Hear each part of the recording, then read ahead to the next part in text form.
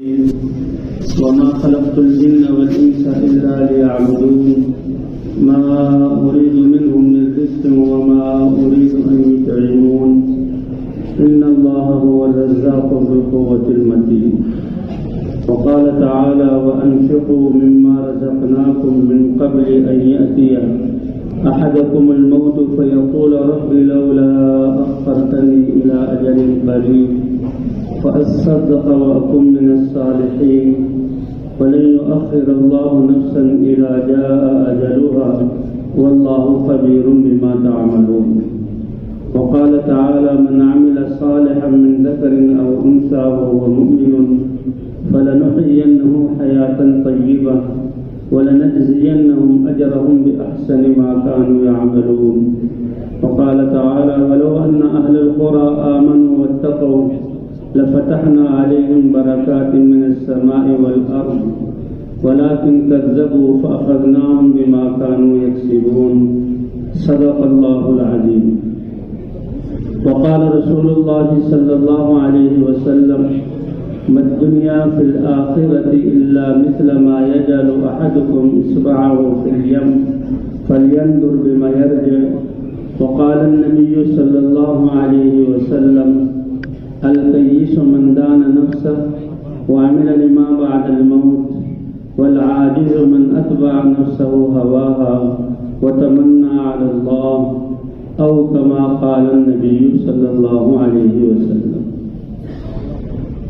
میرے عزیز دوستوں اور بھائیوں، اللہ نے ہمیں انسان بنا کر اس کائنات میں اشرف المخلوقات بنایا ہے.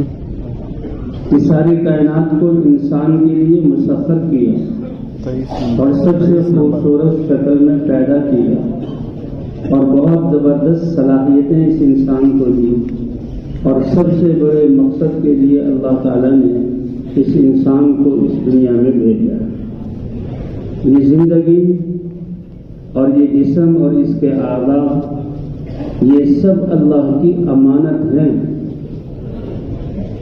اللہ دکھا دیتے ہیں کہ دیکھو بہت سے ایسے انسان جو دنیا میں آئے، آنکھیں ہیں لیکن روشنی نہیں. یہ آنکھیں میری امانت ہے، دیکھنا میری امانت ہے. زبان اللہ نے دی، یہ بھی امانت، اور اس میں بولنے کی طاقت دی، یہ بھی اللہ نے دی، اللہ کی امانت. اور اللہ دکھا دیتے ہیں کتنے انسان ہیں کہ زبان بالکل ٹھیک ہے لیکن وہ اس سے بول نہیں سکتا. کان اس سے سننا یہ اللہ کی ایک امانت ہے اور اللہ کی ایک نعمت ہے. اللہ دکھا دیتے ہیں کتنے انسان ایسے ہیں کہ وہ سن نہیں سکتے. اس لیے اس زندگی کا بھی حساب ہوگا.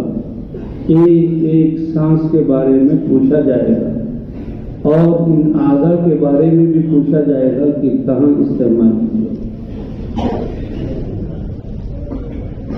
ایک انسان کو اگر کروڑوں اور اربوں کی آنکھیں ملیں تو وہ دینے کے لیے تیار ہے. کروڑوں اور اربوں میں اس کے کان کی سنوائی، بچے کے کان جو گونگا پیدا ہوا وہ تیار ہے. اسی طرح زبان سے بولنے کی طاقت تو اللہ نے بغیر مانگے ہمیں دی ہے. ان چیزوں کا بھی حساب ہوگا اور ایک ایک سانس کائنات سے زیادہ قیمتی. اس لیے اللہ فرماتے ہیں وَأَنفِقُوا مِمَّا رَزَقْنَاكُمْ، اے میرے بندو جو ہم نے تمہیں دیا، کیونکہ جو کچھ تمہارے پاس ہے وہ کس کا دیا ہوا ہے؟ اس میں سے کچھ خرچ کر لو میرے حکم پر، میری اطاعت پر. کیوں؟ یہ تمہیں موت کے بعد کام آنے والا ہے. یہ تمہارا اپنا سرمایہ ہے اور یہ موقع ہے سانس جب تک چل رہے ہیں. من قبل ان یأتی احدکم الموت، فرشتہ اسرافیل جو روحوں کو قبض کرنے والا ہے، اسرائیل جو روح کو ملک الموت جو روح قبض کرنے والا ہے، اس نے پنجے گاڑ دیے تو پھر ایک سانس بھی تمہیں نہیں ملے گا. فیقول رب لولا اخرتنی، پھر تم چیخو گے، پکارو گے، کہو گے اے رب کاش آپ مجھے ایک دو سانس اور دے دیں، تھوڑی سی مہلت اور دے دیں. کس لیے؟ فاصدق، تیرے دیے ہوئے مال کو میں صدقہ کروں. وَأَكُن مِّنَ الصَّالِحِينَ، تیری دی ہوئی جسم کی امانت اور جو صلاحیت تیری طاعت میں گزار کر نیک ہو جاؤں. اللہ فرماتے ہیں زندگی کی مہلت ختم، اس میں زندگی کا حساب ہوگا. ان السمع والبصر والفؤاد کل اولئک کان عنہ مسئولا. تمہارے یہ کان اور سننے کی صلاحیت، یہ آنکھ اور دیکھنے کی صلاحیت، اور تمہارا یہ دل اور اس میں تدبیر کرنے کی صلاحیت، اس کے بارے میں پوچھا جائے گا. یہ انمول نعمتیں ہیں اللہ کی، اس کا کوئی قیمت انسان ادا نہیں کر سکتا کہ ان کو کیسے استعمال کیا. اور یہ موقع ہے موت تک. تو اس لیے بھائی یہ زندگی انسان کو اللہ نے امانت دی ہے، بہت بڑی امانت ہے. اور یہ دنیا انسان کے رہنے کی ٹھکانہ نہیں ہے، یہ وطن نہیں ہے. یہ دنیا تو گزرگاہ ہے، یہاں تو سرمایہ بنانا ہے آخرت کے لیے، کیونکہ اللہ نے انسان کو آخرت کے لیے پیدا کیا. انسان کو انسان بنا کر دنیا میں بھیج دیا. اب یہ فنا نہیں ہوگا کہ ختم ہو جائے اور نام و نشانی مٹ جائے، نہیں. یہ حیاتیں بدلیں گی. موت ایک دروازہ ہے کہ جس کے ذریعے سے یہ ایک ہمیشہ کی زندگی کی طرف یہ منتقل ہوگا. اس لیے ہمارا مستقبل آخرت ہے اور ہمارے مسائل آخرت کے مسائل ہیں. اب دنیا میں اللہ نے اپنی عبادت اور ایک مقصد کے لیے پیدا کیا، تو دنیا کی زندگی گزارنے کے لیے ساری چیزوں کا ذمہ اللہ نے دیا. کیوں میں انسان کے جسم کو ماں کے پیٹ میں اللہ بناتے ہیں یا ماں باپ بناتے ہیں؟ اور یہ صلاحیتیں اللہ دیتے ہیں یا کوئی ماں باپ دیتے ہیں؟ دنیا میں آ کر سورج کو اللہ نکالتے ہیں یا حکومتیں نکالتی ہیں؟ ہوائیں جو چلاتے ہیں اللہ چلاتے ہیں یا کوئی اور چلاتا ہے؟ اور انسان کی جسم کی پھیپھڑوں کا ٹھیک ہونا، سانس کا آنا، جگر کا کام کرنا، گردوں کا خون کی صفائی کرنا، مثانوں کا صحیح ہونا، دل کی دھڑکنیں اور خون کا چلنا، یہ سب نظام کون چلا رہے ہیں؟ اللہ چلا رہا ہے. کس لیے؟ کہ جس مقصد کے لیے انسان کو پیدا کیا وہ اس میں لگا رہے ہیں. یہ عبادت کے لیے کتنی بڑی بات ہے، کتنا بڑا اعزاز ہے کہ وہ اللہ کہ ساری کائنات کا ذرہ ذرہ جس اللہ کے حکم کو مان رہا ہے، ذرہ برابر نافرمانی کر نہیں سکتی کائنات کی کوئی مخلوق. یہ سورج، یہ چاند، یہ ستارے، یہ آسمان، یہ پہاڑ، یہ سمندر اللہ کی نافرمانی کر نہیں سکتے. حتیٰ کہ یہ فرشتے اللہ کی نافرمانی کر نہیں سکتے. یہ سب کے سب اللہ کے حکم کے ساتھ مربوط ہیں، اللہ کی طاعت میں لگے ہوئے ہیں. آتا کل شیء خلقہ ثم ہدی. اللہ فرماتے ہیں اس انسان اور جنات کے علاوہ ساری کائنات کو وجود دیا اور ہر چیز کو جو کام اس نے کرنا اس میں اس کا راستہ دکھلا کر اس میں لگا دیا. سورج کو پیدا کیا، اس کی رفتار، اس کی روشنی، اس کا راستہ، اس کی حرکت سب متعین کر دی. اور جب تک اللہ سورج کو باقی رکھیں گے یہ سورج نافرمانی کر نہیں سکتا. یہ فضاؤں میں کہکشائیں اور ستارے اور سیارے، ان کی منزلیں مقرر کر دی، دن رات کے نظام کو مقرر کر دیا. اور یہ سب کچھ انسان کے لیے مسخر کیا تاکہ جس مقصد کے لیے انسان کو پیدا کیا گیا ہے یہ انسان اس مقصد میں لگے. اور وہ مقصد، سب سے بڑا مقصد کیا ہے؟ اللہ کی عبادت. عبادت اللہ کی یہ ہے آخرت کا سرمایہ. اور اللہ کی عبادت سے اللہ راضی ہوں گے. جس سے اللہ راضی ہو گیا وہ کامیاب ہے، اور جس سے اللہ ناراض ہو گیا وہ اعلیٰ درجے کا ناکام. اسی لیے حضور صلی اللہ علیہ وسلم تشریف فرما تھے، صحابہ کی جماعت بیٹھی ہوئی ہے. ایک عجیب سوال کیا.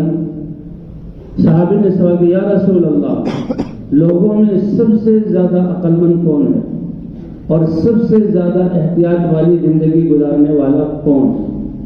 کہ زندگی بھی بہت تھوڑی سی، جیسے پیسے کم ہوں اور مسائل زیادہ ہوں تو سمجھدار لوگ بڑی ترتیب بناتے ہیں کہ ان پیسوں سے یہ مسائل کیسے حل کیے جائیں. تو زندگی ہے بہت تھوڑی اور سرمایہ ہمیشہ ہمیشہ کی زندگی کے لیے تیار کرنا ہے. تو فرمایا سب سے زیادہ سمجھدار اور احتیاط کے ساتھ زندگی کو برتنے والا کون ہے؟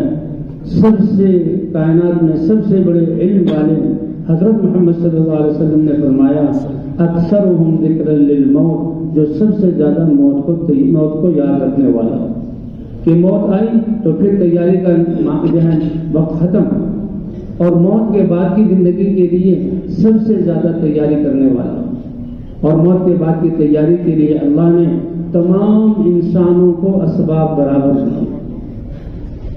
اس لیے اللہ رحم الراحمین ہے۔ آج انسان دھوکے کی وجہ سے اور لوگوں کی باتوں کی وجہ سے سمجھتا ہے کہ کسی کو اللہ نے بادشاہت دی تو کسی کو فقیری دی، کسی کو مال دیا، کسی کو محتاجی دی، کسی کو زمیندار بنایا، کسی کو حاری بنایا، کسی کو کارخانہ عطا کیا، کسی کو مزدور بنایا۔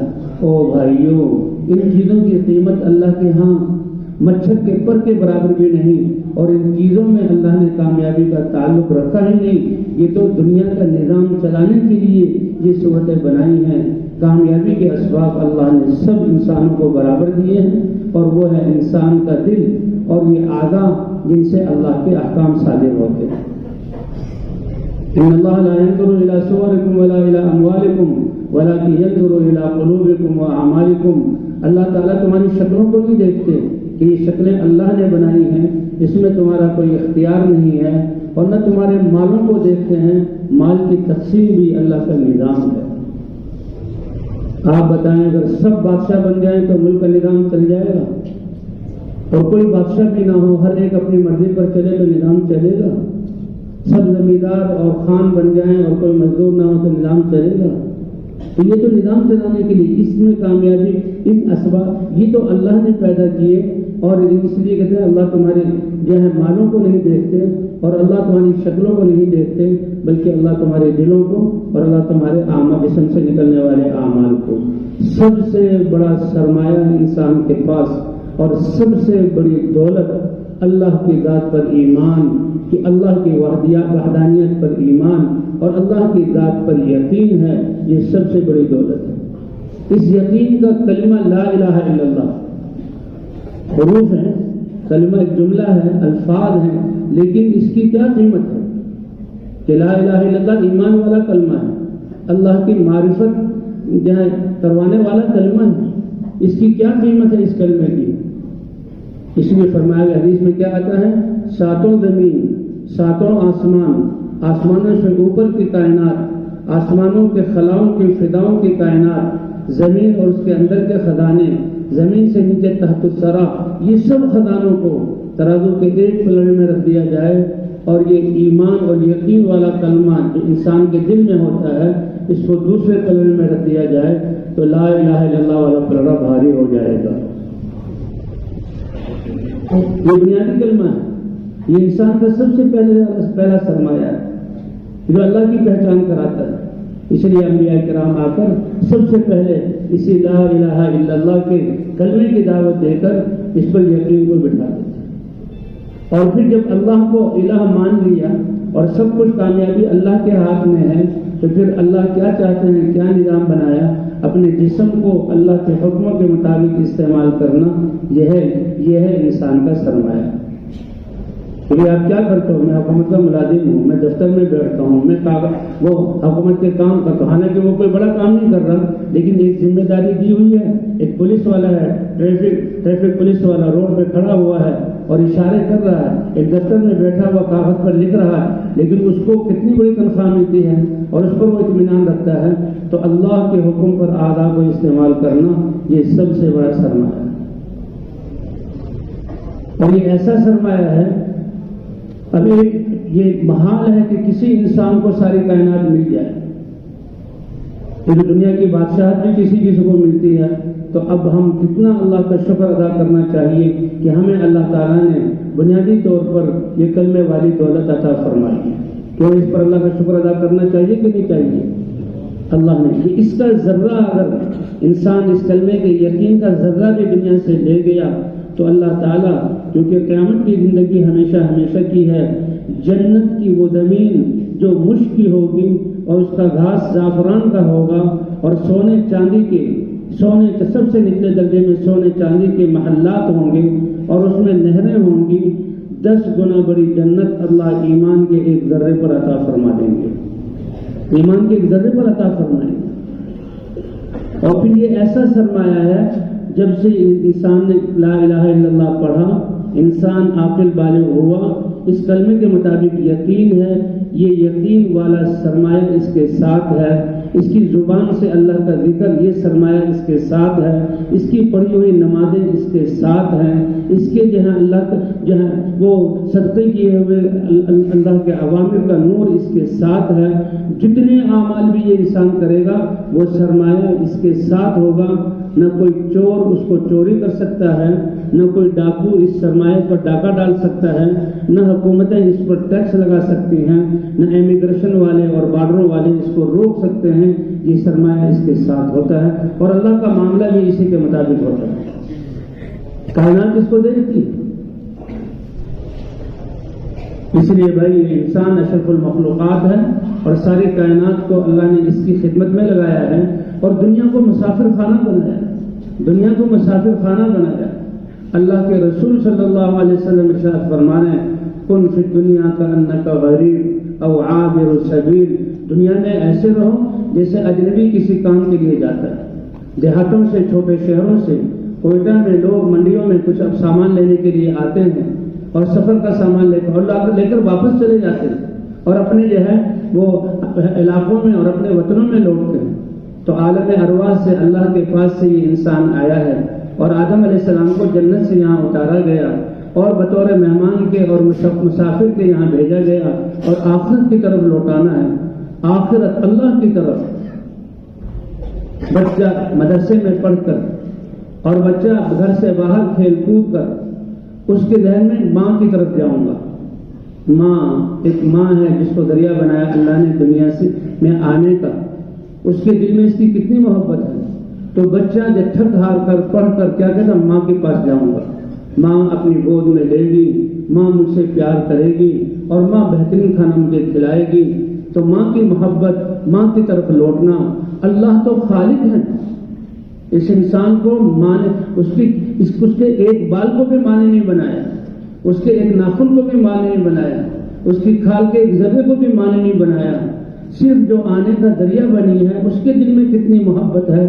جس اللہ نے سر کے بال سے لے کر پاؤں کے ناخن تک یہ سارا جسم بنایا اور انمول نعمتیں اور صلاحیتیں عطا کی، اور جس اللہ نے ساری کائنات کو اس کی خدمت میں لگایا اور جو اللہ انتظار کر رہا ہے کہ یہ انسان دنیا سے کیا میری رضا اعمال لے کر آئے گا، اس رضا وہ اللہ اس کی طرف لوٹنا وہ کتنی بڑی نعمت ہے۔ اس لیے بار بار وَإِلَيْهِ وَإِلَيْهِ الْمَصِيرُ وَإِلَيْهِ تُرْجَعُونَ، اے میرے بندو فکر نہ کرو، مجھے پہچان کر، مجھ پر ایمان لا کر، میرے اتارے ہوئے دین پر عمل کر کے میری طرف آؤ، میری جنت میں رہو اور ہمیشہ ہمیشہ میری رضا کو حاصل کر کے میری نعمتوں کو حاصل کرو۔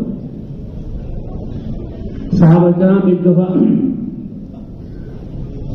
سفر سے آ رہے تھے، کسی جنگ سے فتح ہوئی، کچھ قیدی ملے، راستے میں کوئی پڑاؤ ڈالا، تو راستے میں جو پڑاؤ ڈالا تو ایک منظر عجیب دیکھا کہ ایک عورت بڑی پریشان پھر رہی ہے، قیدیوں میں ہے۔ صحابہ کرام قیدیوں کو جکڑتے نہیں تھے، یہ تو اللہ کے نمائندے تھے، انسانیت کو اللہ کی طرف بلاتے تھے۔ ان حضرات کا معاملہ قیدیوں کے ساتھ دنیا والا نہیں ہوتا تھا، اس لیے وہ ساتھ تھی عورت اور وہ پھر رہی تھی۔ دیکھا کہ بہت پریشان ہے، تھوڑی دیر میں دیکھا کہ اس کو کسی صحابی کے پاس بچہ نظر آیا، فوراً ڈپکی اس کی طرف، جھپٹ کر بچہ لے لیا اور سینے سے لگایا، اس کو چوما اور پھر دودھ پلانے لگی۔ یہ سب باتیں بتا رہی تھی کہ یہ ماں ہے اور بچہ اس سے بچھڑ گیا تھا، اس کو اپنی جان کی پرواہ نہیں ہے کہ میں قید میں ہوں، اور لیکن بچے کی اس کو پرواہ ہے، اس کو دودھ پلایا۔ یہ بڑا عجیب منظر تھا۔ اللہ کے رسول صلی اللہ علیہ وسلم نے فرمایا اے میرے صحابہ بتاؤ کیا یہ عورت اس بچے کو آگ میں ڈال سکتی ہے؟ اطارحۃ ھذہ ولدھا فی النار، کیا یہ عورت اس بچے کو آگ میں ڈال سکتی ہے؟ صحابہ کرام کہا یا رسول اللہ یہ ماں ہے، اس کی ممتا، یہ تو بچے کو آگ کی آنچ برداشت نہیں کر سکتے، آگ میں کیسے ڈال سکتی ہے؟ تو اس ماں نے تو بچے کو نہیں بنایا، یہ تو ایک دریا بنی ہے، اس کے پیٹ میں 3 اندھیروں میں اللہ نے بنایا، اپنے خزانوں سے یہ سارے نعمتیں عطا فرمائی، تو بتاؤ اس اللہ کو اس بچے سے کتنی محبت ہوگی، اس انسان سے کتنی محبت ہوگی۔ فرمایا اللہ ارحم بعبادی منہا علی ولدہا، تو سن لو اللہ تعالیٰ اپنے بندوں پر اس ماں کی جتنی محبت ہے اس سے زیادہ رحم کرنے والا ہے۔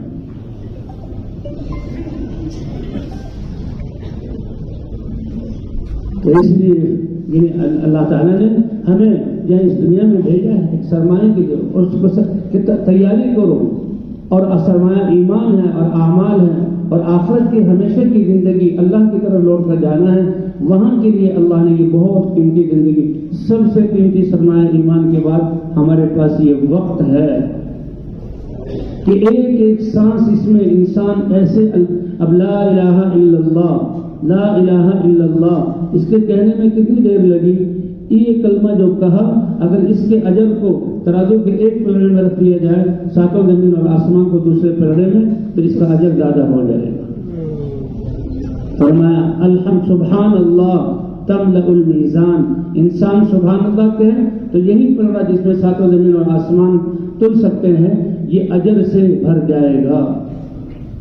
الحمدللہ تملأ المیزان، اور الحمدللہ کہیں تو یہ بھی میزان کو بھر دے گا۔ دونوں کلمے کہیں تو یہ دونوں کلمے آسمان اور زمین کے درمیان کے فضاؤں کو اور خلاؤں کو یہ فضا اجر سے بھر دے گی۔ تو اس کا تو اب سبحان اللہ کہنے میں سیکنڈ کا بھی کتنا حصہ لگا ہے، لیکن ایمان کی حالت میں اس نے کہا ہے تو اس کی کیا قیمت ہے، اس کا اجر اللہ آخرت میں عطا فرمائیں گے۔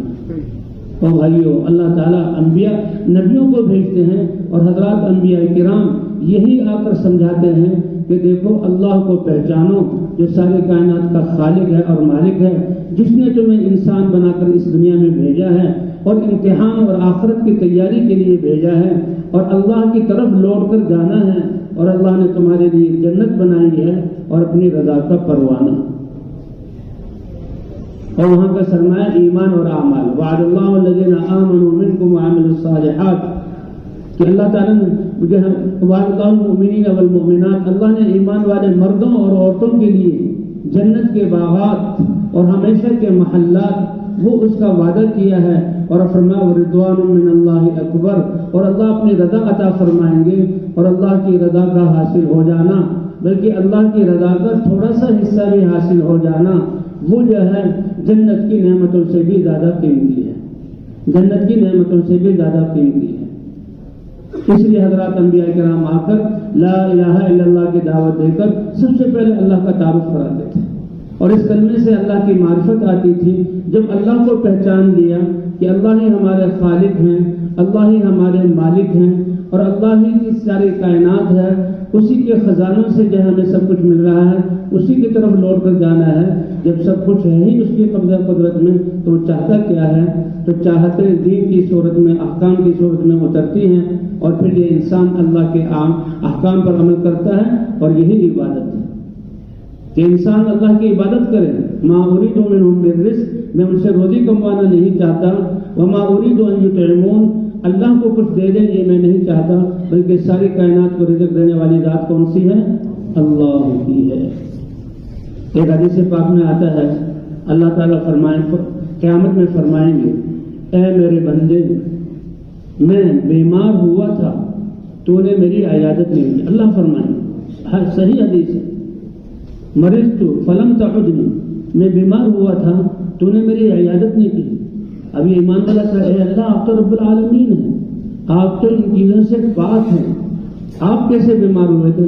فرمایا میرا فلاں بندہ بیمار ہوا تھا، اور اگر تو اس کی عیادت کر لیتا تو میری رحمت کو بھی وہیں پاتا، میری رحمت کو بھی وہیں پاتا۔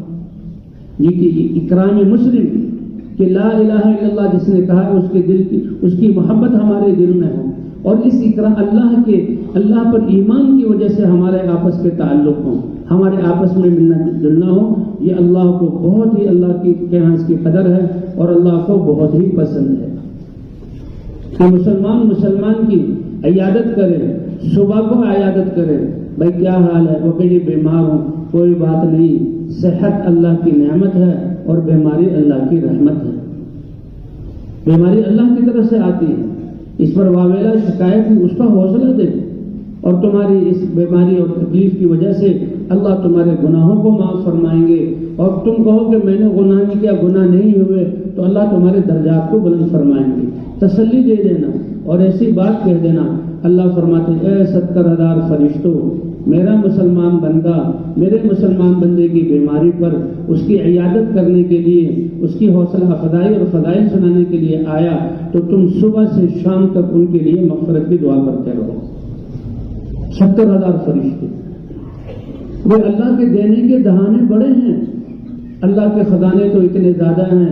لو ان اولکم وآخرکم وانسکم وجنکم اجتمعوا فی صعید واحد، تم سارے انسان، تم سارے جنات، اولین اور آخرین، سارے ایک میدان میں جمع ہو کر اور اپنی اپنی بولی میں اور اپنی اپنی عقل کے پہنچ اور خیالوں کی پہنچ کے مطابق اللہ سے مانگو۔ اللہ اتنے سننے والے ہیں کہ ہر ایک کی بات کو ہر بولی میں سنیں گے، اور اتنا علم والے ہیں، کامل علم ہے، جس سے اللہ اپنی ذات میں بڑے ہیں، صفات میں بھی سب سے بڑے ہیں، وہ سب کی بات کو سمجھ بھی جائیں گے، اور پھر اللہ اپنے خزانوں میں سے جو جس نے مانگا وہ سب کچھ عطا کر دیں۔ تو اے میرے بندو، میرے خزانوں میں کوئی کمی نہیں آئے گی۔ بھلا یہ بتاؤ، جو سمندر کے کنارے بیٹھ کر سوئی کے ناکے کو سمندر میں ڈبو دے، کچھ حصہ تو اس میں آیا، کیا اس سے سمندر میں کمی آئے گی؟ تو ان خزانوں سے فائدہ ہمیشہ ہمیشہ اٹھانے کے لیے یہ میرا دین ہے، یہ میرا دین ہے۔ اس لیے مسلمان لا الہ الا اللہ کی بنیاد پر ایک دوسرے سے ملنا۔ اسی لیے قصہ آتا ہے کہ بنی اسرائیل میں ایک شخص، اس کے دل میں خیال آیا کہ میرا بھائی مسلمان بھائی فلاں جگہ رہتا ہے اور میں اس سے ملنے کے لیے جاؤں، اور صرف اللہ کی وجہ سے کہ وہ اللہ کو ماننے والا ہے، میرا مسلمان بھائی۔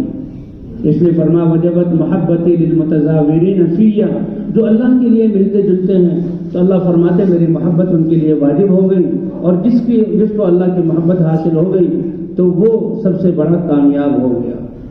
اور بھائی اس تبلیغ و دعوت کی صورت میں جو اللہ تعالیٰ نے ہمیں کام دیا ہے، یہ جو ہم گشتیں کرتے ہیں، تو صرف ملاقات کرنا اور حال احوال پوچھ لینا، اور یہ تو ملتے ہیں اور ان کو اللہ کے دین کی طرف بلاتے ہیں، دعوت پر کھڑا کرتے ہیں، کتنے بڑے مقصد کے لیے، تو کتنی دفعہ اللہ نے کیا ان کو نعمت عطا فرمائی ہے، کتنے لوگوں سے ان کی ملاقات ہو جاتی ہے۔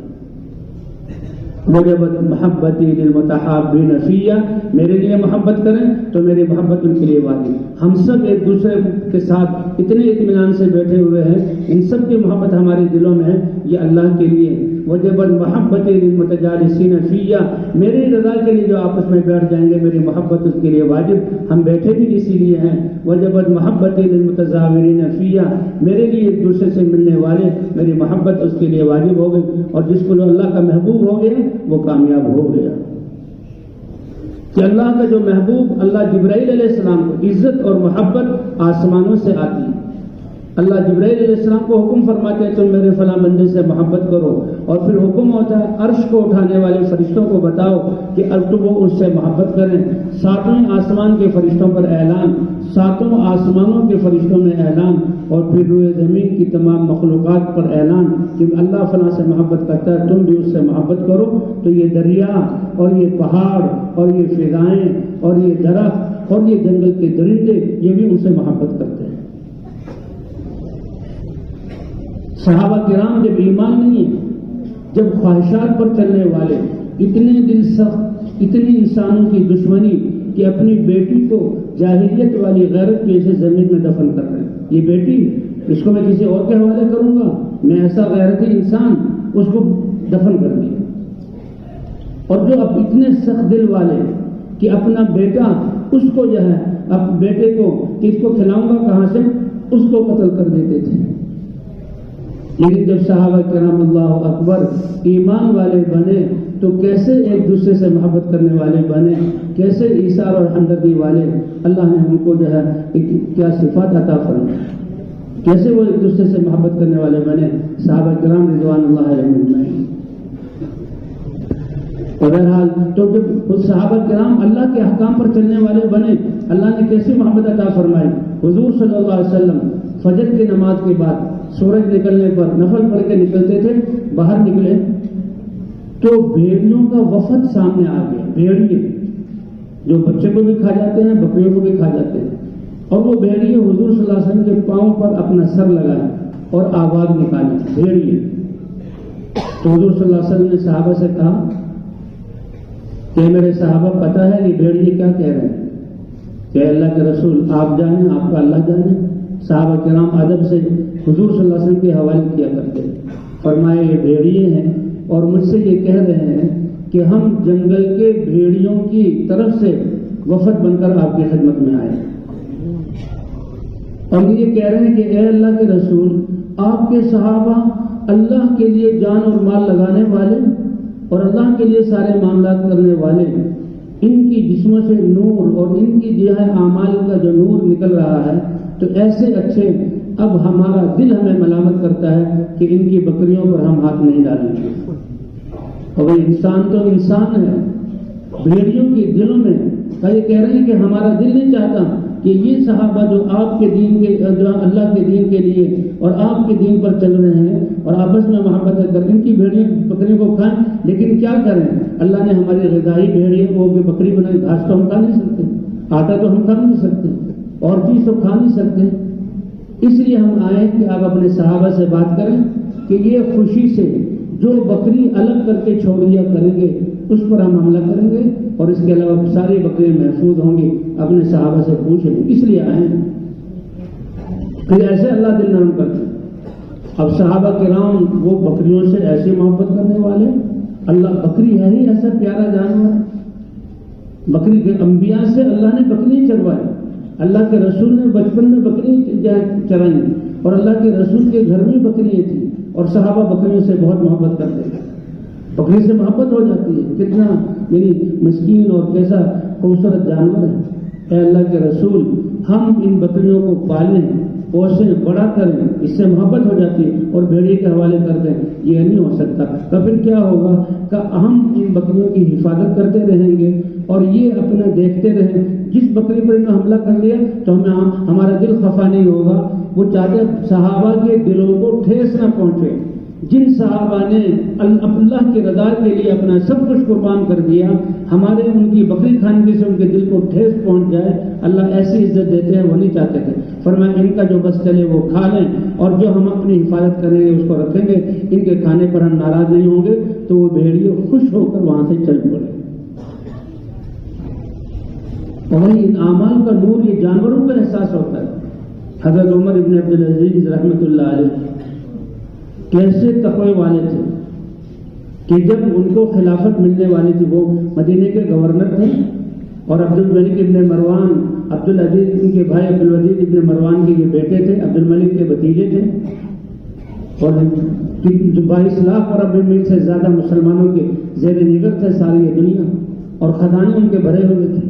اس کی بیٹی فاطمہ وہ ان کی بیوی، مدینے کے گورنر تھے، سب سے اچھا کپڑا پہنتے تھے یہ، اور بہت خوبصورت تھے، بڑی مستانی ان کی چال تھی، اور سب سے بہترین اصلی خوشبو استعمال کرتے تھے، جس گلی میں داخل ہوتے گھروں میں لوگوں کو پتہ لگتا کہ عمر بن عبدالعزیز گزر رہے ہیں ان کی خوشبو کی وجہ سے۔ اللہ کے رسول خواب میں نظر آئے، اللہ کے رسول صلی اللہ علیہ وسلم ہیں، دائیں طرف ابوبکر صدیق ہیں، بائیں طرف حضرت عمر ہیں۔ فرمایا اے عمر، میری امت کی باغ ڈور تمہیں ملے گی، اللہ تمہارے حوالے کرے گا، خلیفہ بنو گے، میری امت کے ساتھ وہ معاملہ کرنا جو ابوبکر نے کیا اور جو عمر نے کیا۔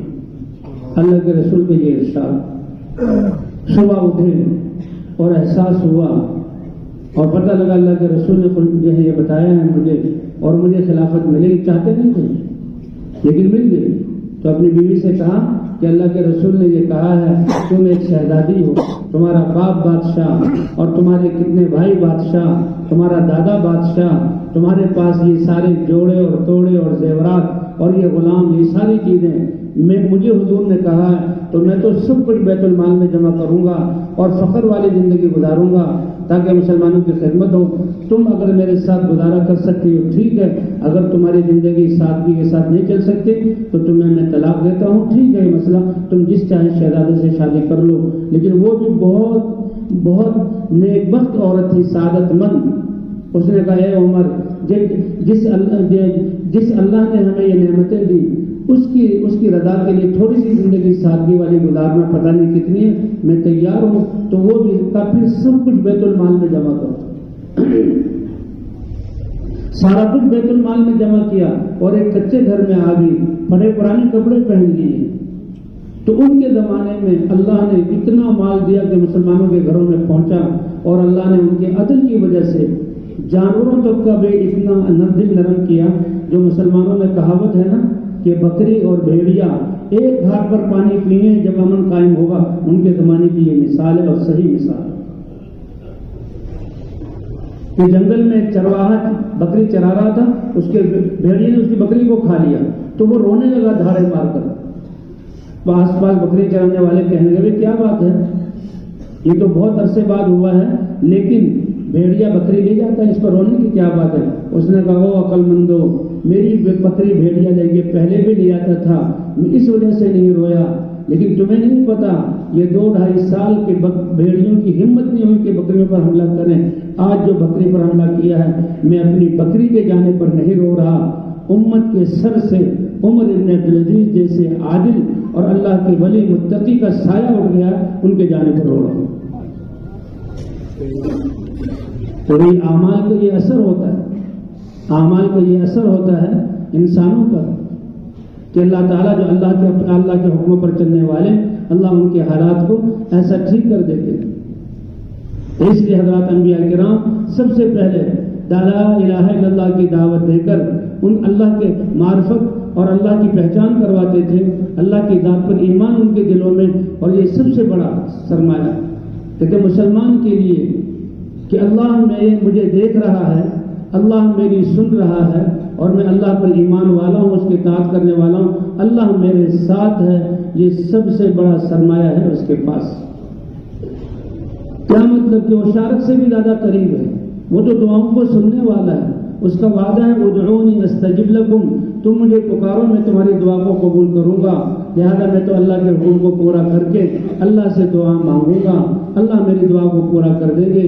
اس لیے اس سے کوئی کسی قسم کی فکر اور کسی قسم کے اس کے دل میں ڈر نہیں ہے، کیونکہ اللہ اس کے ساتھ۔ تو سب سے پہلے اس یقین کو بنانا، حضرات انبیاء کرام اس کی محنت کرتے تھے، اور اس یقین کے بننے کے بعد اپنی زندگی کو اللہ کے احکام کے مطابق بنانا، اور اس میں سب سے اہم یہ نماز جو اللہ نے عبادت دی۔ ہم اللہ کے بندے 24 گھنٹے اور پوری زندگی ہیں، اللہ کی عبادت پوری زندگی کرنی ہے۔ ہماری ہنسی، ہماری خوشی، ہماری عبادت، ہماری تجارت، ہماری زراعت، ہماری شادی بیاہ، سب کے سب اللہ کے حکم کے مطابق ہوں، کیونکہ کوئی زندگی کا شعبہ اور کونا ایسا نہیں جس میں اللہ نے اپنا حکم نہ دیا۔ ہم یہ نہیں کہہ سکتے کہ زندگی کے فلاں شعبے میں اللہ کا حکم نہیں ہے۔ ایک لوگوں کو دیکھ کر اور رسم و رواج کے مطابق اور خواہشات کے مطابق اور اپنے دل کی چاہت کے مطابق ان چیزوں کو پورا کرنا یہ دنیا ہے، اور اللہ کو ناراض کرنے والا ہے۔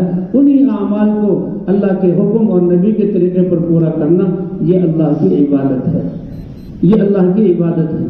قل ان صلاتي ونسكي ومحياي ومماتي لله رب العالمین۔ اے پیارے نبی آپ کہہ دیجئے کہ میری جانی عبادتیں، میری مالی عبادتیں اور میری قربانیاں، میرا مرنا اور جینا یہ اللہ کے لیے ہے، زندگی اللہ کے لیے گزرے تو اس کے لیے اللہ نے سب سے بڑی عبادت نماز دی۔ وَاسْتَعِينُوا إِنَّ الصَّلَاةَ تَنْهَىٰ عَنِ الْفَحْشَاءِ وَالْمُنكَرِ، یہ نماز تمہاری زندگی کو بنا دے گی، اور نماز بن گئی تو ساری زندگیوں میں، ساری جو ہے زندگی کے شعبوں میں اللہ کے احکام کو ماننا آسان ہو جائے گا اور زندگی قیمتی بن جائے گی۔ اس لیے جہاں نبیوں کی محنت میں کلمے کی محنت لا الہ الا اللہ کے ذریعے یقین کو بنانا ہے، تو وہیں پر نبیوں کی محنت میں نمازوں کو بنانا ہے۔ تو کیا خیال ہے بھائی نمازوں کو بنانے کی محنت کریں گے انشاءاللہ؟ دیکھو زکوٰۃ کا تعلق مال کے ساتھ ہے، سال میں ایک دفعہ واجب ہوتی ہے مالداروں پر۔ حج کا تعلق اس میں جان اور مال دونوں لگتے ہیں زندگی میں ایک مرتبہ، اور وہ بھی مالداروں پر۔ اور جو ہے کیا کہتے ہیں روزے رمضان میں جو ہے صبح صادق سے لے کر جو ہے سورج غروب ہونے تک اس کا تعلق جان کے ساتھ ہے۔ لیکن نماز اللہ تعالیٰ نے 5 دفعہ اپنے گھر بلواتے ہیں، مؤذنین اذان دیتے ہیں، اور اس اذان کی نماز کی تیاری کے لیے جب مسلمان تیار ہوتا ہے تو اس وقت سے اللہ کا انعام شروع ہوتا ہے۔ 5 نمازیں یہ مسلمان پڑھے 5 دفعہ بلواتے ہیں۔ یہ ایسا کہ دنیا چھوڑو، دنیا کا خیال چھوڑو، اور دفتروں کو چھوڑو اور کھیتوں کو چھوڑو، اللہ اپنے گھر بلواتے ہیں۔ مساجد بنائیں گے اس کے لیے، مساجد اللہ کی عبادت کے لیے۔ تو مسجد میں آؤ، اللہ کے گھر میں آؤ اور اللہ کے سامنے کھڑے ہو۔ اب فجر کی 2 رکعت نماز 10-12 منٹ میں نماز ہو جاتی ہے، 6 منٹ میں نماز ہو جاتی ہے۔ اب اس میں انسان اللہ اکبر کہہ کر اپنے دل اور دماغ کو اور سارے اعضاء کو اللہ کا حکم کا پابند کرتا ہے۔ دھیان ہو تو اللہ کی طرف، اللہ ہمیں نمازیں بنانے کی توفیق عطا فرمائے۔ زبان سے بول ہوں تو جو اللہ نے حکم فرمایا، آنکھوں کا دیکھنا ہو تو اللہ کے حکم کے مطابق، ہاتھوں کو باندھنا چھوڑنا اور رکھنا ہو تو اللہ کے حکم کے مطابق، پاؤں کو کہاں رکھنا ہے یہ اللہ کے حکم کے مطابق، سارے اعضاء کو اللہ کے حکم کے مطابق کہتے ہیں۔ اسی لیے اللہ اکبر کو کہتے ہیں تکبیر تحریمہ۔ کیا کہتے ہیں؟ تکبیر۔ اب تجارت کرنا حرام، بچے سے جس کے باپ کے چہرے کو دیکھنا اور اس کی خدمت بجا لانا یہ جنت ہے، یہ حرام۔ اب گاہک کو بیچنا حلال کا کمائی کرنا حرام، سب کچھ کو تکبیر، دنیا کے سارے کام حرام کر دیے، اور یہ اللہ کے ساتھ اس کا تعلق جڑ گیا۔ قیام کرتا ہے، رکوع کرتا ہے، سجدہ کرتا ہے، 2 رکعت پڑھ کے 2 رکعت والی نماز تحیات میں بیٹھتا ہے، 3 رکعت والی نماز میں تیسری رکعت میں بیٹھتا ہے، تحیات میں بیٹھتا ہے، 4 رکعت والی نماز میں آخری 4 رکعت کے بعد بیٹھتا ہے اور کہتا ہے السلام علیکم ورحمۃ اللہ۔ تو جیسے میں باہر سے آیا، آپ لوگوں سے بیٹھا تو سلام کیا، بیٹھے بیٹھے آپ سلام کرتے رہو، ہر 2 منٹ بعد کو السلام کو مطلب کیا ہو گیا ہے؟ خیریت تو ہے، کوئی پریشانی تو نہیں؟ بیڈ سب بنی ہوئی ہے، ٹھوس سب بنی ہوئی ہے، 10,000 کی سب بنی ہے۔ آپ ہم نے نماز پڑھی اور عشاء کی بھی پڑھیں گے، اللہ اکبر کہہ کر ہاتھ باندھے اور السلام علیکم ورحمۃ اللہ۔ کیا مطلب کہ اللہ اکبر کہہ کر ہمارا تعلق اللہ کی ذات سے، عرش سے ہم جا ملے۔ کہاں ہماری بندے پہنچ ہو گئی؟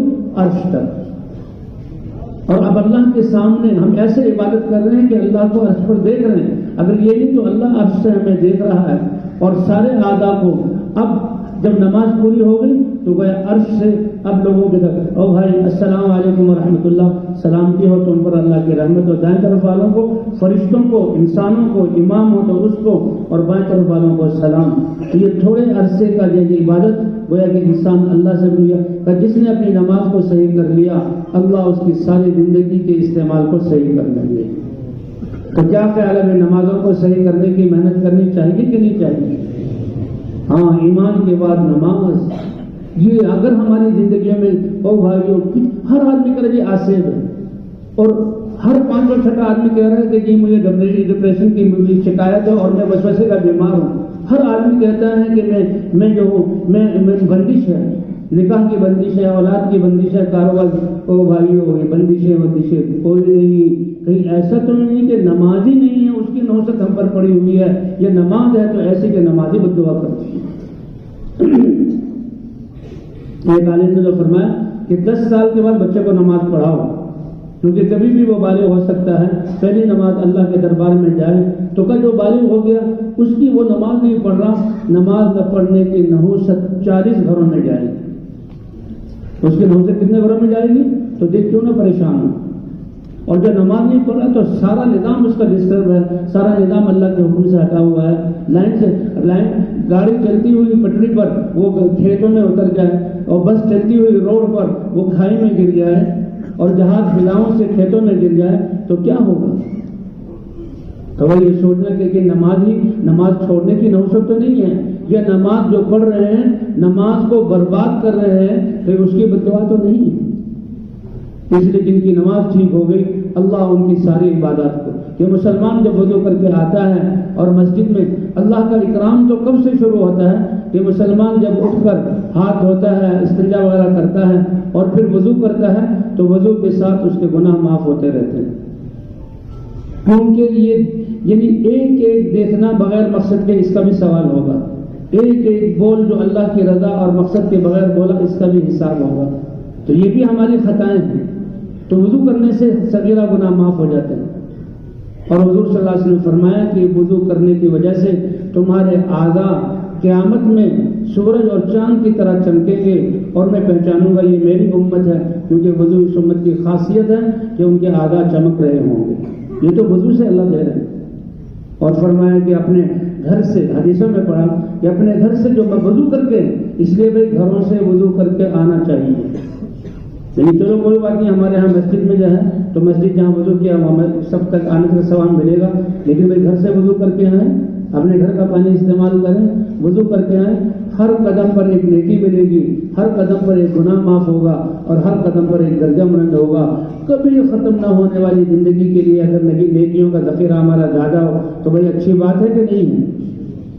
یہ تو نماز کا وسیلہ ہے، اور جب گھر میں مسجد میں آ گئے، کہتے اگر نماز میں دیر ہے اور وہ نماز کے انتظار میں بیٹھ گیا تو اللہ تعالیٰ اس کو نماز پڑھنے کا ثواب دیتے رہیں گے۔ فرمایا جس نے فجر کی نماز، جو عشاء کی نماز جماعت کے ساتھ پڑھی تو گویا آدھی رات جو گھر جا کے سویا ہے آدھی رات سویا ہے تو اللہ تعالیٰ آدھی رات قیام کا ثواب اس کو دیں گے، اور اگر فجر کی نماز بھی اس نے جماعت کے ساتھ پڑھ لی تو پوری رات عبادت کا ثواب ملے گا، اور اگر جس نے تہجد پڑھی تو اس کے اندر کمال کر دیا، کتنی کمائی۔ فرمایا جو باوضو ہو کر سوئے گھر، بھائی باوضو ہیں، ایک صحابی یا رسول اللہ بھوک ہے، فقر و فاقہ ہے، تنگی ہے، آپ نے فرمایا باوضو رہا کرو، اللہ تعالیٰ غنی کریں گے۔ کچھ دنوں وہ باوضو رہے تو آئے حضور کے پاس، اے اللہ کے رسول وضو کی برکت سے اللہ نے میرے فقر کو دور کر دیا۔ جو باوضو ہو کر سوئے اور آدھی رات کو آنکھ کھل گئی تو ایمان والا ہے، فوراً کہ اس وقت اللہ سے آخرت اور دنیا کے بارے میں جو مانگے گا اللہ اس کی دعا کو قبول فرما لیں گے، اللہ اس کی دعا کو قبول فرما لیں گے۔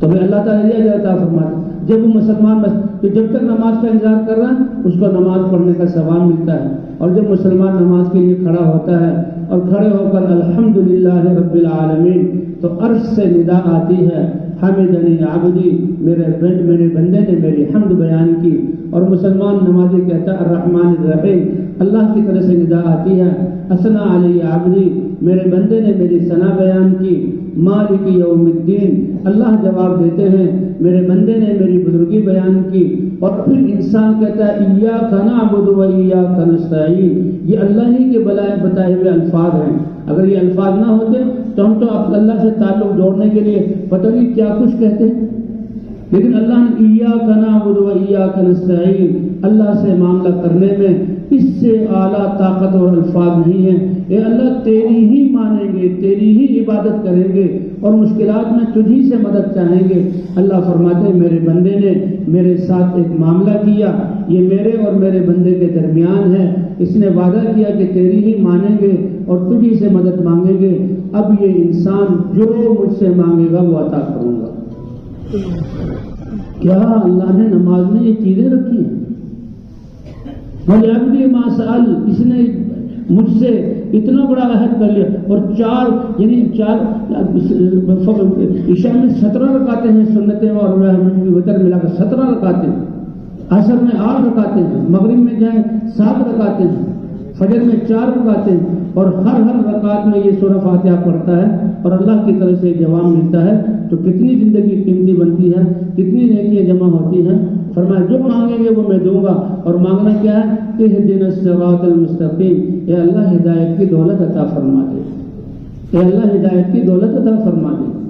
جیسے سورج کو پیدا کر کے اس کو ہدایت دے دی، جو کام کرنا اس میں لگا دیا، لیکن انسان کو پیدا کر کے اختیار دیا، سورج کو خدمت پوری کرے گا اللہ سورج کو ختم کر دیں گے، میری مخلوق تھی میں نے حکم دیا فنا ہو گئی، آسمانوں کو پیدا کیا، آسمان اللہ کی اطاعت کر رہے ہیں، جب اللہ ختم کرنا چاہیں ختم، ان کو خدمت کے لیے پیدا کیا، لیکن انسان کو عبادت کے لیے پیدا کیا۔ انسان کی عبادت پر اللہ تعالیٰ آخرت میں جنت عطا فرمائیں گے، اس لیے فرمایا انسان کو پیدا کیا، کہا ہدایت مانگو تو اب میں تمہیں ہدایت عطا کروں گا۔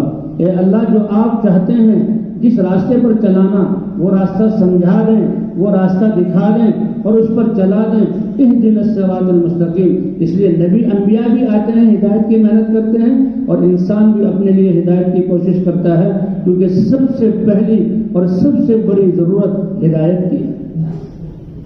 چیزوں کو اللہ نے پیدا کیا، ہدایت دے دی، اس پر چلا دیا، باقی ہیں، اور اگر یہ نافرمانی کرے اللہ ختم کر کے ان کو جہنم میں ڈال دے۔ آتا کل شیء خلقہ ثم ہدی، ہر چیز کو وجود دے دیا اور ہدایت دے دی، جس اس کام میں لگا دیا، اور وہ اس کی نافرمانی نہیں کر سکتے۔ نافرمانی تو دنیا میں بھی تباہی ختم اور جہنم کی آگ میں ڈال دیں گے۔ لیکن انسان کو امتحان کے لیے پیدا کیا کہ ہدایت مانگو۔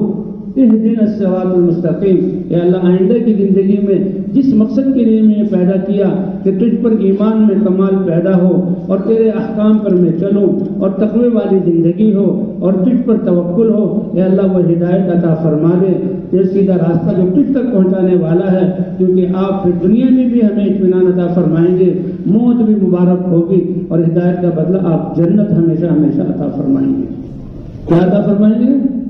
اہدنا الصراط المستقیم، ہدایت تو یعنی کتنی رکعتیں، ہر رکعت میں ہدایت کا مانگنا سب سے بڑی ضرورت ہے۔ اس لیے حدیث پاک میں آتا ہے کہ اگر جس کو ہدایت نہیں ملی، ساری دنیا کی بادشاہت مل گئی اور ساری نعمتوں سے، نرم بستروں سے اور دنیا کی پھولوں کی خوشبوؤں سے اور ریشمی اور نرم کپڑوں سے اور اچھے اچھے کھانوں سے اور محلات میں رہنے اور اچھی سے اچھی سواری کی نعمتیں حاصل کی ہوں گی، انعام اہل الارض، اس کے برابر دنیا کی نعمتوں سے فائدہ اٹھانے والا کوئی نہیں، لیکن ہدایت کی دولت اس کے پاس نہیں ہے۔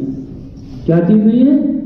تو یہ ناکام ترین انسان ہے، یہ بھگ سے اڑ جائیں گی اس کی نعمتوں کی جو ہے نا، اس کی احساس وہ ختم ہو جائے گا۔ فرمایا کہ سب سے زیادہ نعمتوں میں رہنے والا، ساری اللہ کا دربار ہوگا، فرشتوں نے گھیرا ہوا ہوگا، جنت اور دوزخ ہوگی اور اس میں اس کو بلایا جائے گا، اور یہ سب سے دنیا کی نعمتیں ساری اس کے پاس، اس کے برابر کوئی نہیں، سب اس سے نیچے، لیکن ایمان کی دولت لے کر نہیں آیا۔ لوگ تو کہیں گے واہ، اس جیسا کامیاب انسان کوئی ہے ہی نہیں، لیکن وہ جہنم والوں میں سے ہے۔ اللہ فرمائیں گے جبرائیل تم اپنی رفتار کے ساتھ اس کو پکڑو اور جہنم کی آگ میں صرف غوطہ دو، رفتار بھی جبرائیل علیہ السلام والی، اور وہ غوطہ دے کر لائیں گے، کھڑا کریں گے۔ اللہ پوچھیں گے اے میرے بندے هل مر بک نعیم قط، اللہ کی طرف سے سوال ہو رہا ہے، اور دنیا کے سب سے کامیاب ترین انسان، ساری نعمتوں کے مزے لینے والا، عورتوں کے اعتبار سے، گھروں کے اعتبار سے اس سے پوچھا جا رہا ہے۔ اور بھائی مزے لینا تو الگ بات ہے، کوئی نعمت تمہارے سامنے سے گزری ہو اور اس نعمت کی خوبصورتی کو دیکھ کر تمہارے دل میں خوشی کی لہریں دوڑی ہو، تو کبھی کوئی نعمت گزری ہے؟ وہ اتنی تکلیف میں ہوگا، آگ کی ایک تپش اور آگ کے ایک شعلے کی گرمی کی وجہ سے، کہ سب نعمتوں کو بھول جائے گا اور وہ کہے گا اے رب العالمین، نعمتوں کو استعمال کرنا تو دور کی بات ہے، میں نے تو کوئی نعمت دیکھی بھی نہیں ہے۔ ما مر بی نعیم، کبھی بھی کوئی نعمت میرے سامنے، اتنی تکلیف اس کو ہوگی۔ وَهَلْ رَأَيْتَ خَيْرًا قَطْ، کبھی بھلائی کا سانس لیا، کبھی سکھ سے زندگی گزاری، کوئی بھلائی دیکھی؟ ما رأیت خیرا قط، میں نے کوئی بھلائی نہیں دیکھی، میں تو جل رہا ہوں۔ اللہ فرمائیں گے اے میں ناکام اور بدبخت انسان، بغیر ہدایت کے آئے ہو، جس جہنم کے ایک جھونکے نے، ایک شعلے نے اور ایک آگ کے آگ کی لپٹ نے تمہیں سب کچھ بھلا دیا، تمہارا مقدر ہمیشہ اس آگ میں جلنا ہے۔ اللہ ہماری حفاظت فرمائے۔ دنیا میں پتہ لگتا رہتا ہے، ایئر کنڈیشن کمرہ ہے اور جناب نرم بستر ہے، اپنے گھر میں ہیں، بچے پھول جیسے سوئے ہوئے ہیں، لیکن دانت میں سوئی کے ناٹے کے برابر درد ہے، نیند نہیں آ رہی، کان میں درد ہے، نیند نہیں آ رہی، پیٹ میں درد ہے، نیند نہیں آ رہی، دل پریشان ہے، ذہن، نیند نہیں آ رہی۔ یہ دنیا میں اللہ دکھا دیتا ہے۔ اس میں ہدایت نے اور فرمایا یؤتی باشد الناس بؤسا علی رؤوس الخلائق من اہل الجنہ، پھر وہ انسان کہ دنیا میں سب سے زیادہ تنگی، آج کا حساب کیونکہ اتنے لوگ صفر سے نیچے زندگی گزار رہے ہیں، فرمایا آدم علیہ السلام سے لے کر قیامت تک آنے والے آخری انسان سب سے زیادہ تنگی میں، بیماریوں میں اور فقر و فاقے میں، بے گھر بے سر و سامانی میں اس نے زندگی گزاری، لیکن اللہ کو پہچانتا تھا، اللہ کی ذات پر ایمان اور یقین تھا، اور اس فقر کی حالت میں کبھی بھی اس نے اللہ کے حکم کو چھوڑا نہیں۔ یہ جنت والوں میں سے، اور سب انسان اس کو اس حیثیت سے دیکھیں گے کہ اس جیسا بیچارہ انسان کو کوئی دنیا میں تھا ہی نہیں، کیونکہ سب سے زیادہ حالات میں زندگی گزار کر آیا۔ اللہ تعالیٰ فرمائیں گے اے جبرائیل اس کو لو اور جنت کی فضاؤں میں ایک جھونکا دے کے لے آؤ، روکنا نہیں، ایک غوطہ دے کے لے آؤ، جنت کی فضاؤں اور جھونکوں میں ایک غوطہ دے کر لائیں گے، اس کی اتنی خوشی ہوگی، اس کی ذہن کی سکرین سے اس کی زندگی کی تاریخ میں جو تکلیفیں تھیں وہ سب بھول جائے گا، اور اس سے سوال ہوگا حل مر بک بؤس قط، کوئی تکلیف دہ منظر تمہارے سامنے سے گزرا ہے کہ تکلیف دہ منظر کو دیکھ کر تمہارا دل جو ہے مقدر ہو گیا ہو اور دل میں دل یا پریشان ہو گیا ہو، کہے گا ما مر بی بؤس قط، اے اللہ میں تو اتنا خوش ہوں اور اتنے مزے میں ہوں اور اتنی لذت اور راحت محسوس کر رہا ہوں کہ میں نے تو کبھی بھی کوئی تنگی دنیا میں میرے سامنے سے گزری ہی نہیں، پہنچنا تو دور کی بات۔ وَهَلْ رَأَيْتَ شِدَّةً قَطْ، کبھی کوئی تنگی تکلیف بیماری دیکھی کہ اللہ میں نے کبھی نہیں دیکھی؟ اللہ فرمائیں گے اے میرے خوش قسمت بندے اور میرے یہاں خوش قسمت انسان، تو میری طاعت کے سرمایہ کو لے کر آیا ہے، جس جنت کے ایک جھونکے نے اور ہواؤں نے تیری ساری تکلیفوں کو بھلا دیا، ہمیشہ ہمیشہ اس جنت کی نعمتوں سے لذت اٹھانا وہ تیرا مقدر ہے، ابھی تو صرف میں جھونکا لگا۔ اس لیے بھائی یہ زندگی بہت قیمتی ہے، زندگی کے سانس بہت قیمتی ہیں، اور آخرت کا سرمایہ وہ ایمان اور اعمال ہے، اور اس کے لیے اللہ نے اسباب سب کو برابر دی ہے۔ اس لیے سب سے پہلے دل کے یقین کو بنانا، اور نمبر 2 نمازوں کو ٹھیک کرنا، اور اس کے بعد بھائی جتنے زندگی کے شعبے ہیں، ایک دنیا کو دیکھ کر چلنا اور ایک ہے کہ اللہ کے امر کو دیکھ کر چلنا۔ ہم اپنی تجارت میں، ہم اپنی زراعت میں، ہم اپنی ملازمت میں، ہم اپنی عدالت میں، ہم اپنی قضاء اور سیاست میں، اور ہم اپنی معاشرت اور غمی اور خوشی میں اور گھریلو زندگی میں ہم اللہ کے حکموں کو دیکھ کر چلیں گے اور نبی کے طریقے کو دیکھ کر چلیں گے۔ کیا خیال ہے؟ تیار ہیں اس کے لیے؟ یہ سرمایہ ہے آخرت کا، یہ سرمایہ ہے آخرت کا۔ اور دیکھو اللہ نے اس کے اسباب سب کو برابر دیے، اس لیے کہتے ہیں اللہ تو عدل والے ہیں بلکہ ارحم الراحمین ہیں، بلکہ ارحم الراحمین ہیں اللہ تعالیٰ۔ اللہ کے ہاں رحمت کے جو خزانے ہیں، اللہ نے اس کے 100 حصے کر کے ایک حصے کو دنیا میں بھیجا، اور ساری مائیں، سارے باپ، سارے بھائی، سارے دادا، سارے جانور، ان کی ماداؤں کا اپنے بچوں سے محبت اور جو رحم دلی ہے وہ ایک حصے سے تقسیم ہو کر یہ دنیا کا نظام چل رہا ہے، اور اللہ نے ایسی محبت ڈالی ہوئی ہے، فرمایا 99 حصے اللہ ایمان والوں کے لیے قیامت میں ظاہر کریں گے، اللہ قیامت میں ظاہر کریں گے۔ اس لیے بھائی یہ زندگی انسان کے قدم میدان محشر سے ہٹ نہیں سکتے جب تک کہ اپنی پوری عمر کے ایک ایک لمحے کا جواب نہ دے، اللہ کے ہاں کہاں گزاری، کیسے گزاری، کس کو دیکھ کر گزاری، اور جوانی کے ایک ایک لمحے کا جواب نہ دے، اس وقت تک اس کے قدم ہٹ نہیں سکتے۔ اس لیے بھی انبیاء کرام آ کر اس بات کو سمجھاتے تھے، اور جو لوگ اللہ کی ذات پر ایمان لے آتے اور ایمان لا کر اللہ کے اتارے ہوئے دین کو اپنا لیتے، اللہ تعالیٰ زمین کا وارث ان کو بناتے، اور ان کے مقابلے میں باطل والے ان کے دشمنوں کو اور ظالموں سے اللہ دنیا کو پاک صاف فرماتے کہ کیا حل ہے مسائل کا، توبہ کرو، کیا حل ہے پریشانیوں سے بچنے کا، اللہ کی طرف رجوع کرو، کیا حل ہے کامیابی کے حاصل ہونے کا، اللہ کی اطاعت پر آ جاؤ، تو اللہ تعالیٰ سارے کاموں کو بنا دیں گے، کیونکہ یہ کام بنانے والی ذات کون سی ہے؟ اللہ کی ہے۔ تو حضرات انبیاء کرام جب لوگوں میں دین آ جاتا باطل کو ختم کر دیتے اور زمین کا وارث ان کو بناتے، اور اللہ کا وعدہ کہ تم ایمان اور اعمال والے بن جاؤ، ایمان اور اعمال والے بن جاؤ تو ہم زمین کی خلافت تمہیں دیں گے۔ اور اللہ کا وَلَوْ أَنَّ أَهْلَ الْقُرَىٰ، اگر یہ بستیوں والے اللہ کو پہچان کر اللہ کی ذات پر یقین کر لیتے اور اپنی زندگی کو اللہ کے احکام سے منور اور خوشبودار اور پاکیزہ بنا لیتے اور گناہوں کی نحوستوں اور بدبوؤں سے بچا لیتے تو زمین اور آسمان کی برکتوں کے دروازے کھول کر ان کو دنیا میں ہم جو ہے ان کو زندہ رکھتے ہیں. اور اللہ نے ایمان والوں کے لیے کیا. جیسے وہ صاحب کہف کا قصہ، 6 نوجوان شاہی محلات کو چھوڑ کر ایمان کی حفاظت کے لیے نکلے، اور 7واں ان کے ساتھ چرواہا اور 8واں اس کا کتا. چرواہا تو بکریوں کو چھوڑ کر نکلا تھا اپنے ایمان کی حفاظت کے لیے کہ بھی ہمارا ایمان جو ہے یہ بادشاہ ہمیں سزائیں دے کر اللہ کے بارے میں گستاخی نہ کرا دے اور ایمان سکنا چھڑوا دے، اس لیے چلو. اللہ نے 309 سال ان کو سلایا. ہم تو بیماریوں میں کہ بھائی بیماری ٹھیک ہو جائے، ذرا چند لمحات اور چند دن میرے خوشی سے اور آرام سے گزر جائیں، اس کی کوشش کرتے ہیں. اللہ نے 309 سال سلایا، ان کی کروٹوں کو بدلا اور سورج کی کرنوں کو ان سے ہٹایا، اور جو ان کا مخالف بادشاہ تھا وہ اور اس کی نسلیں ختم ہو گئی، اور 309 سال بعد زندہ فرما کر پورے ایک بادشاہ نیک تھا، اس کی عوام نافرمان تھی، ان کی توبہ کا ذریعہ اللہ نے ان کو بنا دیا. تو کام بنانے والی ذات کون سی ہے؟ اللہ کی ہے.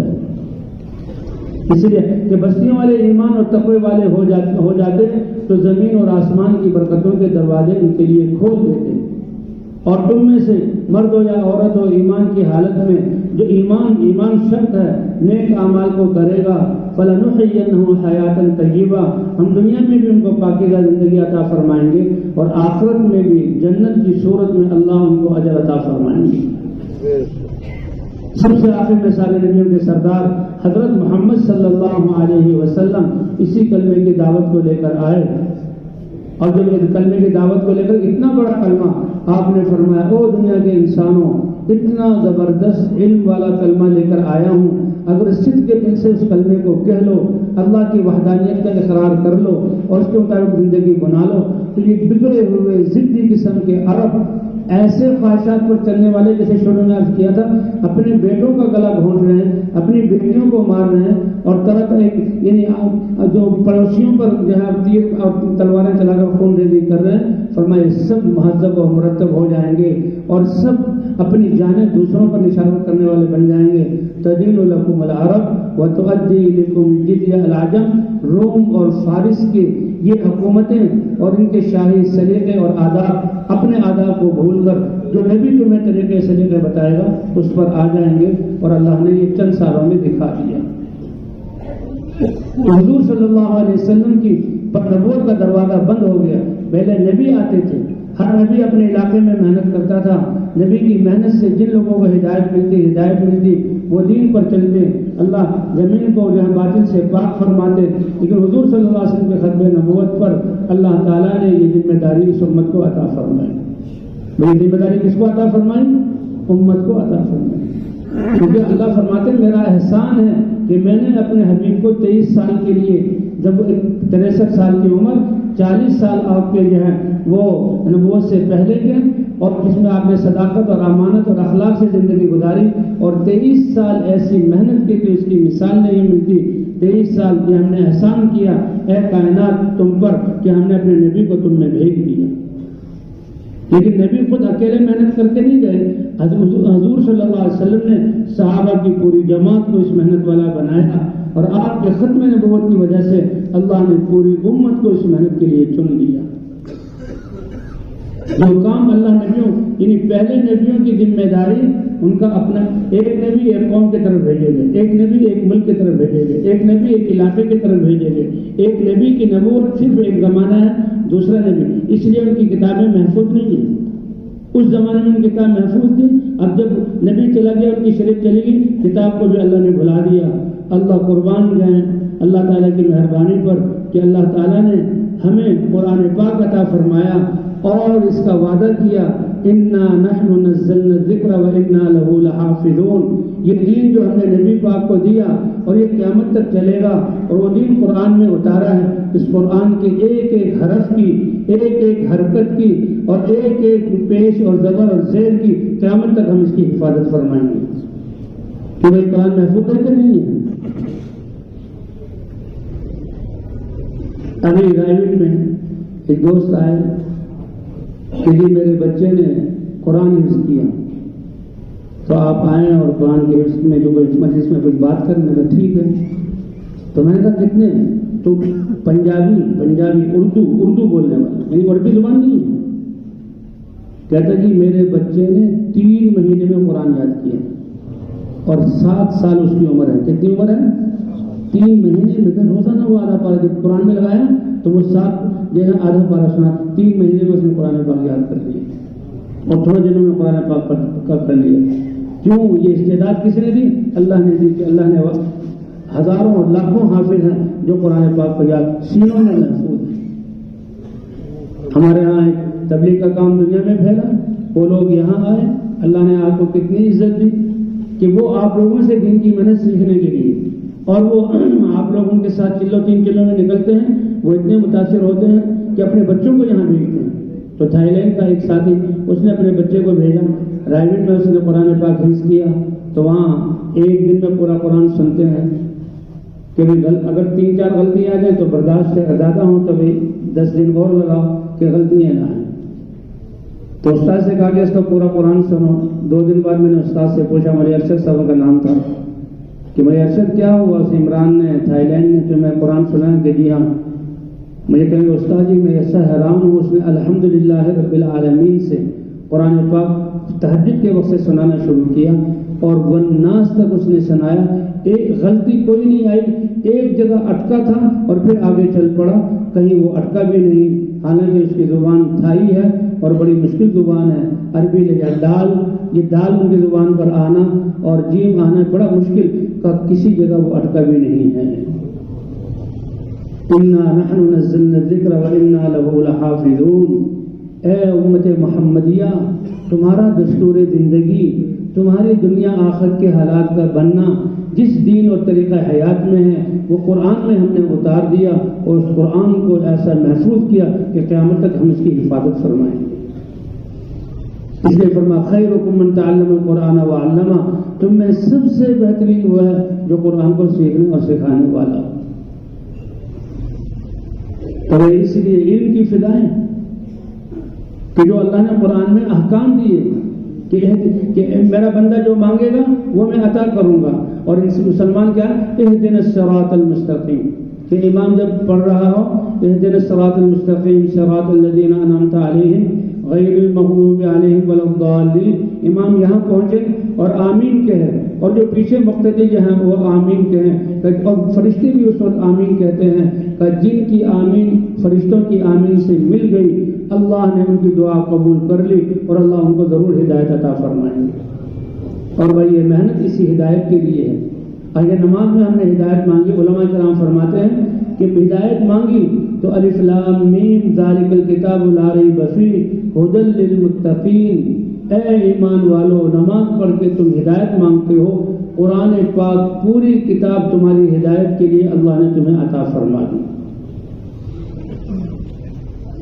اس میں جو اللہ نے احکام، اس لیے صحابہ کرام کے بارے میں کیا آتا ہے؟ کارخانے والے نہیں تھے، انجینئر اور ڈاکٹر نہیں تھے، محلات اور پیسے والوں نہیں تھے. وہ چلتی پھرتی اللہ کی کتاب تھے، چلتی پھرتی اللہ کی کتاب تھے. جو اللہ کے احکام تھے وہ ان کی زندگیوں میں تھے، اس لیے اللہ کی مدد ان کے ساتھ تھی.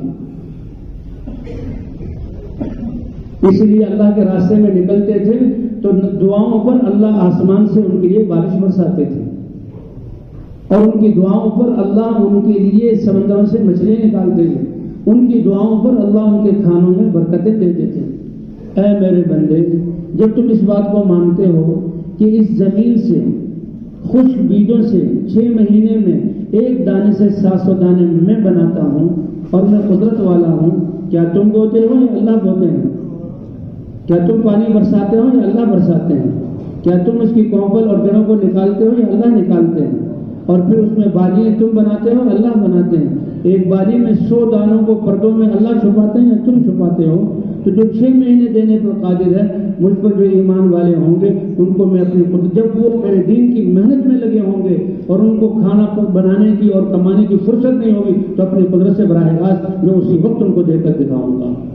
اور صحابہ کرام کو دکھایا، حضور صلی اللہ علیہ وسلم کو دکھایا. صحابہ کرام نے یا رسول اللہ، یا رسول اللہ، پیاس، پانی بہت کم ہے، گرمی اور سفر، کہا جتنا پانی ہو جمع کر لو، پہلے یہ جو تمہارے پاس ہے وہ دے دو، پھر اللہ برکت دیں گے۔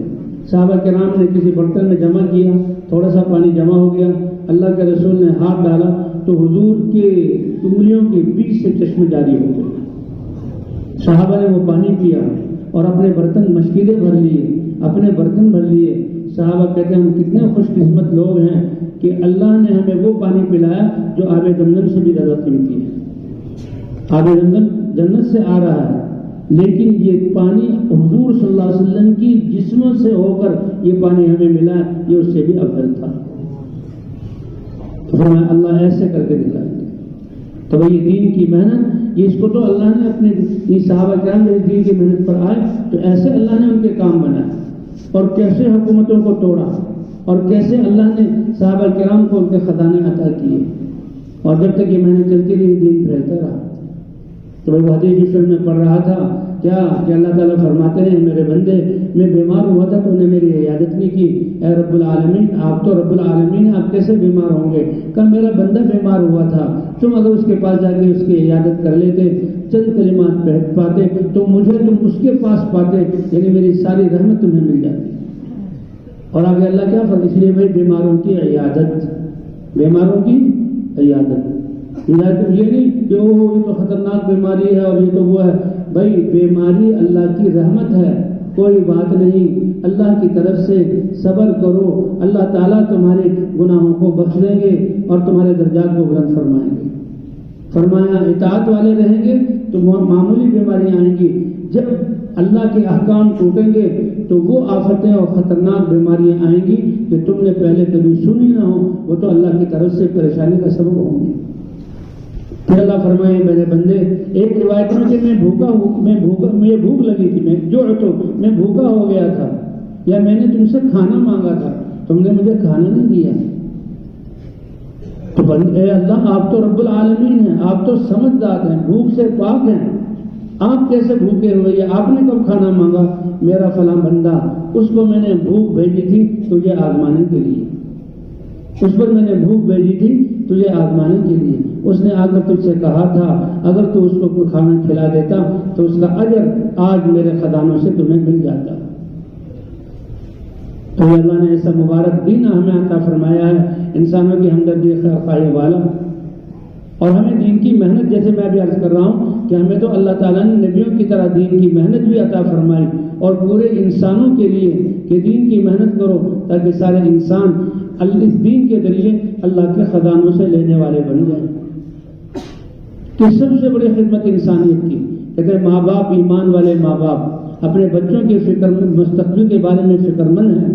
عقل مند ماں باپ وہ ہیں جو بچے کی بچپن ہی سے دین کے ذریعے اللہ سے لینے والا بنا دیں، اور اس کے دل کے یقین کو اللہ سے جوڑ دیں، اور دعاؤں سے جس نے دینی تربیت کر دی اور اللہ سے لینے والا بنا دیا تو اس نے سب کچھ اپنے بچوں کو عطا کر دیا۔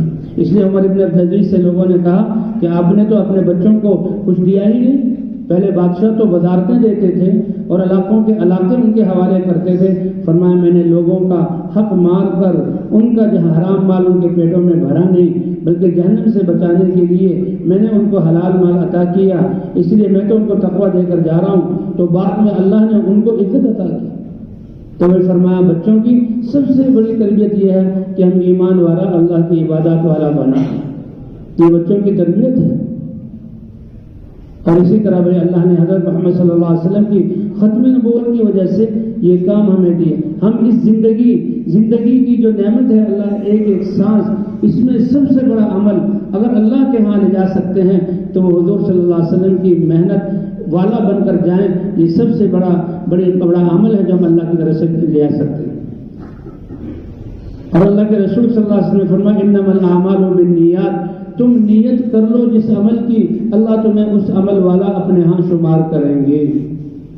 کہ اعمال کا دار و مدار کس چیز پر ہے؟ نیتوں پر ہے۔ تو تو بھئی جب اللہ نے حضرت محمد صلی اللہ علیہ وسلم کے ختم نبوت کی وجہ سے ہمیں یہ ذمہ داری دی، صحابہ، تابعین، تبع تابعین 3 صدیاں اس نے جو ہے اس ذمہ داری کو ادا کیا، کوئی طاقت ان کو روک نہ سکی، لیکن جب امت سے یہ ذمہ داری میں ادائیگی میں کوتاہی ہوئی، جو بچ گئے تھے ان تک دعوت دینے سے رک گئی تو امت کا زوال ہوا۔ آج یہ امت جو ہے خود مسائل کا شکار ہو گئی۔ آج تبلیغ و دعوت کی صورت میں اللہ نے پھر ہمیں وہ محنت عطا فرمائی ہے، تو کیا خیال ہے بھائی، اس نعمت کی قدر کرنی چاہیے کہ نہیں کرنی چاہیے؟ اس نعمت کے لیے، اس اللہ کی طرف سے ملی ہوئی ذمہ داری کے لیے صرف مسلمان ہونا، کلمے والا ہونا یہ شرط ہے، اس کے علاوہ کوئی شرط نہیں۔ الحمدللہ ہم کلمے والے ہیں، اللہ نے یہ محنت دی، تو ہم یہ نیت کریں، اے اللہ پچھلی زندگی کے جو لمحات ہیں جو ہم نے دنیا بنانے میں گزارے اور اپنے اوپر جو انسانیت پر ظلم کیا، اے اللہ وہ معاف فرما دے، اور آئندہ کی زندگی کے ہر لمحے کو اس محنت والا بن کر گزارنے کی توفیق عطا فرما، کہ اللہ کے نظروں میں اور پھر اللہ کائنات کو تعارف کرائیں کہ یہ جو مجمع ہے یہ کون ہے، یہ پوری انسانیت کی ہدایت کے لیے فکر کرنے والا، مشورے کرنے والا، جان اور مال لگانے والا اور اللہ کے دین کی مدد کرنے والا۔ تو کون کون اس کے لیے تیار ہے؟ میں نیت کرتا ہے کہ انشاءاللہ ہم بقیہ صرف نیت کریں کہ اس محنت والا بن کر گزاریں گے، روزانہ دعوت دیں۔ اور بھائی ہم تو اللہ کا تعارف کریں، کہتے ہیں کہ 2.5 گھنٹے میں جاتے ہیں دعوت دیں، نہیں، ہم جب بھی کسی مجلس میں بیٹھے ہوئے ہوں، بات چیت چل رہی ہو، لوگ دنیا کی چیزوں کے، دنیا کی بڑائیوں کو بیان کریں، تو ہم ان کے سامنے اللہ کی بڑائی کو بیان کریں، اللہ کی وحدانیت کو بیان کریں، اعمال سے اللہ زندگی بنائیں گے اس کو بیان کریں، اور آخرت کے تذکرے کریں، تو کریں گے بھائی انشاءاللہ۔ ہاں، تو اس کے لیے بھائی جب ہم نے نیت کی ہے تو اب نیت کہ اے اللہ ہم اس محنت والے بن کر رہیں گے، اس کی نشانی کیا ہے کہ جب اس دین کی محنت کے تقاضے آئیں تو ہم اپنے آپ کو اس کے لیے پیش کر دیں۔ تو سب سے پہلے تو یہ ہے اس مجمع میں جن ساتھیوں کے 4 مہینے کے لگے وہ اٹھ کر اب 4 مہینے کی نیت کریں